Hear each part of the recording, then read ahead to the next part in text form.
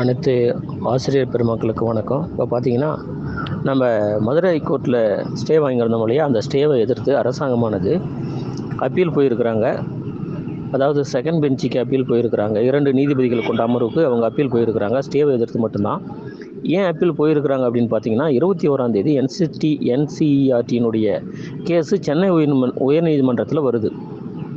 அதாவது போன ஹியரிங்கின் போது அந்த 2 நீதிபதிகள் கொண்ட அமர்வானது என்ன சொல்லிச்சு அப்படின்னு பார்த்தீங்கன்னா, அந்த என்சிடிஆர்டி கேஸில் வித்தின் வீக்கில் என்சிடிஆர்டியினுடைய அபிடவிட்டை தாக்கல் பண்ணணும்னு சொல்லியிருந்தாங்க.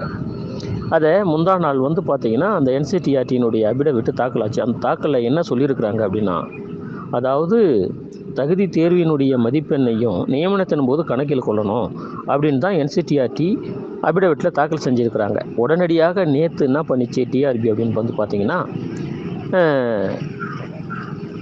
ஸ்டேவை எதிர்த்து அப்பீல் போயிருக்கிறாங்க. இந்த அப்பீல்னால் ஸ்டேவே கேன்சல் பண்ணாலும் நம்மளுக்கு எந்த விதமான பிரச்சனையும் இல்லை. ஏன் இல்லை அப்படின்னு பார்த்தீங்கன்னா, அதாவது என்சிடிஆர்டி ஆல்ரெடி தகுதி தேர்வினுடைய மதிப்பெண்ணை நியமன தேர்வில் கொண்டுட்டு வரணும் அப்படின்னு ஸ்ட்ரிக்டாக சொல்லிட்டாங்க. அப்படின்னு இருக்கும்பொழுது 21ஆம் தேதி அந்த 2 நீதிபதிகள் கொண்ட அமர்வானது கண்டிப்பாக என்ன சொல்லணும்னா, அதாவது தகுதி தேர்வினுடைய மதிப்பெண்ணை சேர்த்து தான் நீங்கள் நியமனத்தை வெளியிடணும். எனவே நீங்கள் தகுதி செய்த நியமனத்தை உடனடியாக கொள்ளுங்கன்னு ஒரு உத்தரவு பிறப்பிக்கும்.